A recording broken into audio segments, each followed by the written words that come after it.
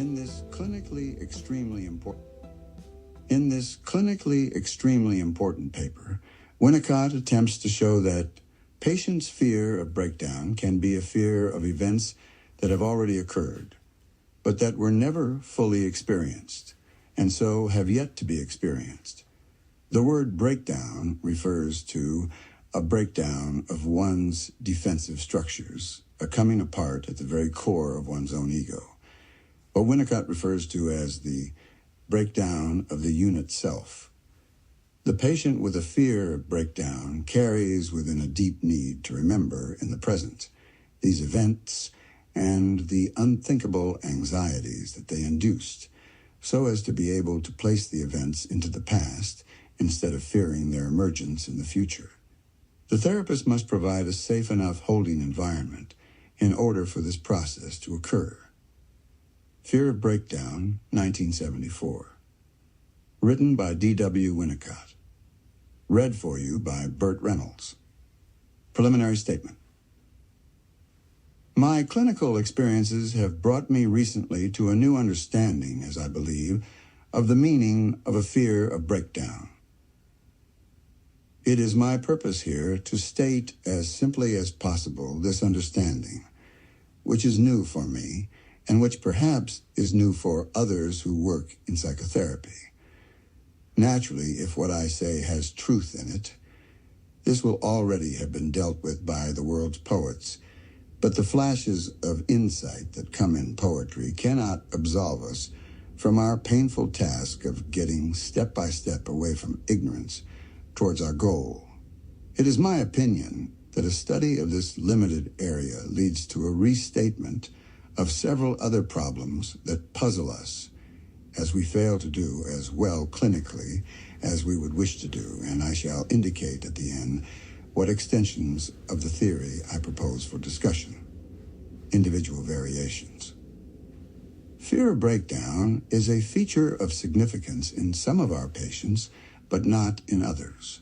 From this observation, if it be a correct one, the conclusion can be drawn that fear of breakdown is related to the individual's past experience and to environmental vagaries. At the same time, there must be expected a common denominator of the same fear, indicating the existence of universal phenomena. These indeed make it possible for everyone to know empathetically what it feels like when one of our patients shows this fear in a big way. The same can be said, indeed, of every detail of the insane person's insanity. We all know about it, although this particular detail may not be bothering us. Emergence of the symptom. Not all our patients who have this fear complain of it at the outset of a treatment. Some do, but others have their defenses so well organized that it is only after a treatment has made considerable progress that the fear of breakdown comes to the fore as a dominating factor. For instance, a patient may have various phobias and a complex organization for dealing with these phobias so that dependence does not come quickly into the transference. At length, dependence becomes a main feature, and then the analyst's mistakes and failures become direct causes of localized phobias, and so of the outbreak of fear of breakdown. Meaning of breakdown. I have purposely used the term breakdown because it is rather vague and because it could mean various things. On the whole, the word can be taken in this context to mean a failure of a defense organization. But immediately we ask, a defense against what?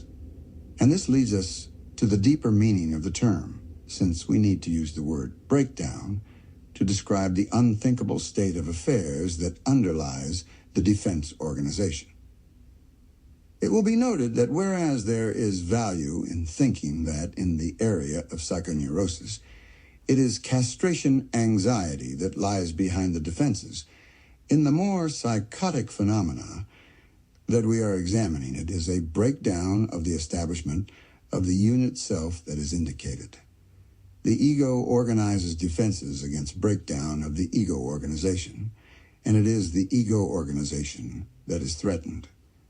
But the ego cannot organize against environmental failure insofar as dependence is a living fact. In other words, we are examining a reversal of the individual's maturational process. This makes it necessary for me briefly to reformulate the early stages of emotional growth. Emotional growth, early stages. The individual inherits a maturational process. This carries the individual along insofar as there exists a facilitating environment, and only insofar as this exists. The facilitating environment is itself a complex phenomenon and needs special study in its own right. The essential feature is that it has a kind of growth of its own, being adapted to the changing needs of the growing individual. The individual proceeds from absolute dependence to relative independence and towards independence. In health, the development takes place at a pace that does not outstrip the development of complexity in the mental mechanisms, this being linked to neurophysiological development. The facilitating environment can be described as holding, developing into handling, to which is added object presenting. In such a facilitating environment, the individual undergoes development which can be classified as integrating, to which is added indwelling or psychosomatic collusion, and then object relating. This is a gross oversimplification, but it must suffice in this context. It will be observed that in such a description, forward movement in development corresponds closely with the threat of retrograde movement and defenses against this threat in schizophrenic illness. Absolute dependence. At the time of absolute dependence, with the mother supplying an auxiliary ego function, it has to be remembered that the infant has not yet separated out the not me from the me. This cannot happen apart from the establishment of me. Primitive agonies. From this chart, it is possible to make a list of primitive agonies. Anxiety is not a strong enough word here. Here are a few. 1, a return to an unintegrated state. Defense, disintegration. 2, falling forever. Defense, self-holding. 3, loss of psychosomatic collusion, failure of indwelling. Defense, depersonalization. 4, loss of sense of real. Defense, exploitation of primary narcissism, etc. 5, loss of capacity to relate to objects. Defense, autistic states relating only to self-phenomena, and so on. Psychotic illness as a defense. It is my intention to show here that what we see clinically is always a defense organization. Even in the autism of childhood schizophrenia, the underlying agony is unthinkable. It is wrong to think of psychotic illness as a breakdown. It is a defense organization relative to a primitive agony, and it is usually successful, except when the facilitating environment has been not deficient but tantalizing, perhaps the worst thing that can happen to a human baby. Statement of main theme. I can now state my main contention, and it turns out to be very simple. I contend that clinical fear of breakdown is the fear of a breakdown that has already been experienced. It is a fear of the original agony which caused the defense organization which the patient displays as an illness syndrome. This idea may or may not prove immediately useful to the clinician. We cannot hurry up our patients. Nevertheless, we can hold up their progress because of genuinely not knowing. Any little piece of our understanding may help us to keep up with a patient's needs. There are moments, according to my experience, when a patient needs to be told that the breakdown, a fear of which destroys his or her life, has already been. It is a fact that is carried round, hidden away in the unconscious. The unconscious here is not exactly the repressed unconscious of psychoneurosis, nor is it the unconscious of Freud's formulation of the part of the psyche that is very close to neurophysiological functioning. Nor is it the unconscious of Jung's, which I would call all those things that go on in underground caves, or, in other words, the world's mythology, in which there is collusion between the individual and the maternal interpsychic realities. In this special context, the unconscious means that the ego integration is not able to encompass something. The ego is too immature to gather all the phenomena into the area of personal omnipotence. It must be asked here, why does the patient go on being worried by this that belongs to the past? The answer must be that the original experience of primitive agony cannot get into the past tense unless the ego can first gather it into its own present-time experience and into omnipotent control now, assuming the auxiliary ego-supporting function of the mother, analyst. In other words, the patient must go on looking for the past detail which is not yet experienced. This search takes the form of a looking for this detail in the future. Unless the therapist can work successfully on the basis that this detail is already a fact, the patient must go on fearing to find what is being compulsively looked for in the future. On the other hand, if the patient is ready for some kind of acceptance of this queer kind of truth, that what is not yet experienced did nevertheless happen in the past, then the way is open for the agony to be experienced in the transference, in reaction to the analyst's failures and mistakes. These latter can be dealt with by the patient in doses that are not excessive, and the patient can account for each technical failure of the analyst as countertransference. In other words, gradually the patient gathers the original failure of the facilitating environment into the area of his or her omnipotence and the experience of omnipotence which belongs to the state of dependence, transference fact. All this is very difficult, time-consuming, and painful, but it at any rate is not futile. What is futile is the alternative, and it is this that must now be examined: futility in analysis. I must take for granted an understanding and acceptance of the analysis of psychoneurosis. On the basis of this assumption, I say that in the cases I am discussing, the analysis starts off well, the analysis goes with a swing.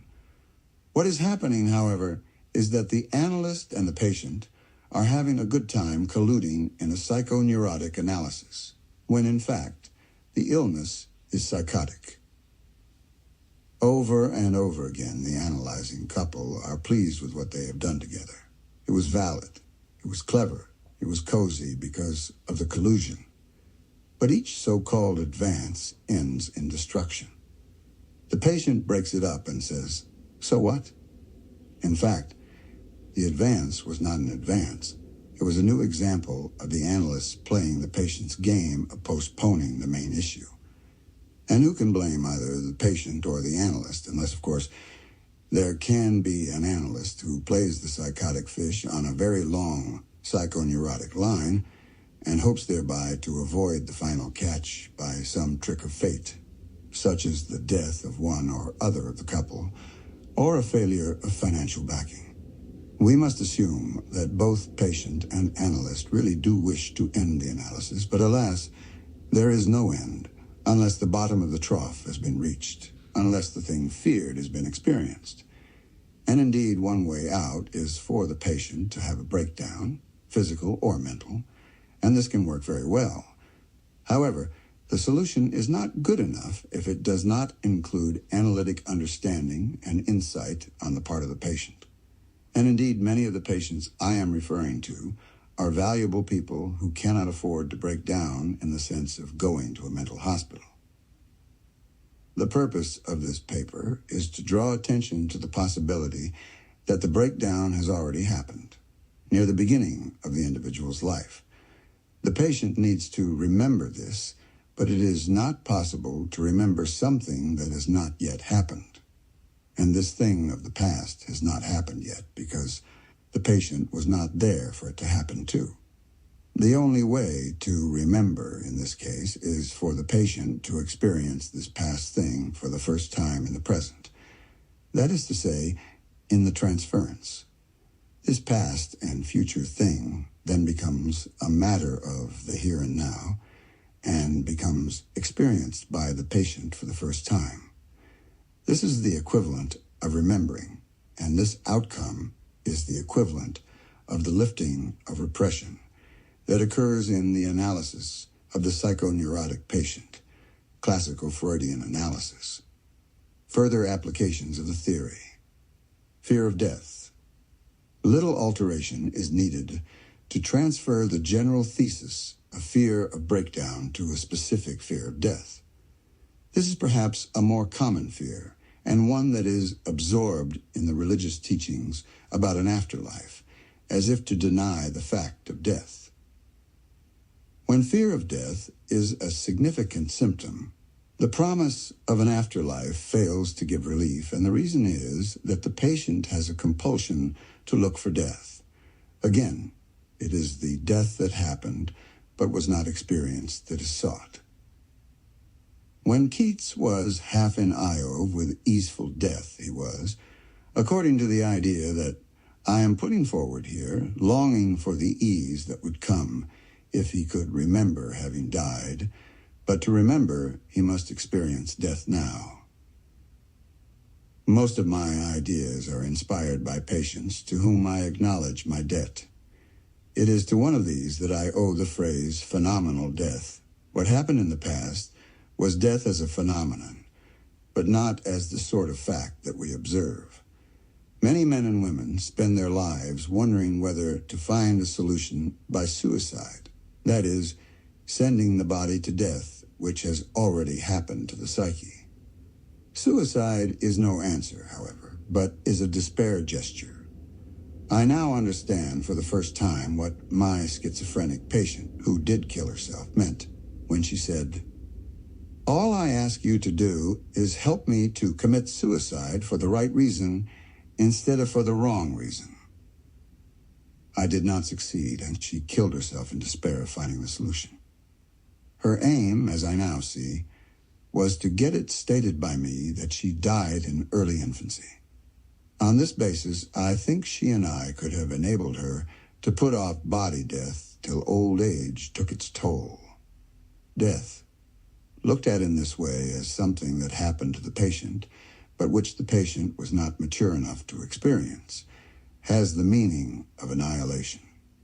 It is like this, that a pattern developed in which the continuity of being was interrupted by the patient's infantile reactions to impingement, these being environmental factors that were allowed to impinge by failures of the facilitating environment. In the case of this patient, troubles started very early, for there was a premature awareness awakened before birth because of a maternal panic, and added to this, the birth was complicated by undiagnosed placenta previa. Emptiness. Again, my patients show me that the concept of emptiness can be looked at through these same spectacles. In some patients, emptiness needs to be experienced, and this emptiness belongs to the past, to the time before the degree of maturity had made it possible for emptiness to be experienced.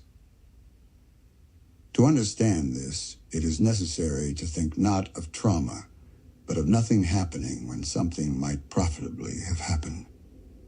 It is easier for a patient to remember trauma than to remember nothing happening when it might have happened. At the time, the patient did not know what might have happened, and so could not experience anything except to note that something might have been. Example. A phase in a patient's treatment illustrates this. This young woman lay uselessly on the couch, and all she could do was to say, "Nothing is happening in this analysis." At the stage that I am describing, the patient had supplied material of an indirect kind so that I could know that she was probably feeling something. I was able to say that she had been feeling feelings, and she had been experiencing these gradually fading according to her pattern, a pattern which made her despair. The feelings were sexual and female. They did not show clinically. Here in the transference was myself, nearly, being the cause now of her female sexuality fizzling out. When this was properly stated, we had an example in the present of what had happened to her innumerable times. In her case, to simplify for the sake of description, there was a father who at first was scarcely ever present, and then when he came to her home when she was a little girl, he did not want his daughter's female self and had nothing to give by way of male stimulus. Now, emptiness is a prerequisite for eagerness to gather in. Primary emptiness simply means before starting to fill up. A considerable maturity is needed for this state to be meaningful. Emptiness occurring in a treatment is a state that the patient is trying to experience, a past state that cannot be remembered except by being experienced for the first time now. In practice, the difficulty is that the patient fears the awfulness of emptiness and in defense will organize a controlled emptiness by not eating or not learning, or else will ruthlessly fill up by a greediness which is compulsive and which feels mad. When the patient can reach to emptiness itself and tolerate this state because of dependence on the auxiliary ego of the analyst, then taking in can start up as a pleasurable function. Here can begin eating that is not a function dissociated or split off as part of the personality. Also, it is in this way that some of our patients who cannot learn can begin to learn pleasurably. The basis of all learning, as well as of eating, is emptiness. But if emptiness was not experienced as such at the beginning, then it turns up as a state that is feared yet compulsively sought after: non-existence. The search for personal non-existence can be examined in the same way. It will be found that non-existence here is part of a defense. Personal existence is represented by the projection elements, and the person is making an attempt to project everything that could be personal. This can be a relatively sophisticated defense, and the aim is to avoid responsibility at the depressive position, or to avoid persecution at what I would call the stage of self-assertion. That is the stage of I am, with the inherent implication, I repudiate everything that is not me. It is convenient here to use in illustration the childhood game of I'm the king of the castle, you're the dirty rascal. In the religions, this idea can appear in the concept of oneness with God or with the universe. It is possible to see this defense being negated in existentialist writings and teachings, in which existing is made into a cult, in an attempt to counter the personal tendency towards a non-existence that is part of an organized defense. There can be a positive element in all this, that is, an element that is not a defense. It can be said that only out of non-existence can existence start. It is surprising how early, even before birth, certainly during the birth process, awareness of a premature ego can be mobilized. But the individual cannot develop from an ego root if this is divorced from psychosomatic experience and from primary narcissism. It is just here that begins the intellectualization of the ego functions. It can be noted here that all this is a long distance in time prior to the establishment of anything that could usefully be called the self. Summary. I have attempted to show that fear of breakdown can be a fear of a past event that has not yet been experienced. The need to experience it is equivalent to a need to remember in terms of the analysis of psychoneurotics. This idea can be applied to other allied fears, and I have mentioned the fear of death and the search for emptiness.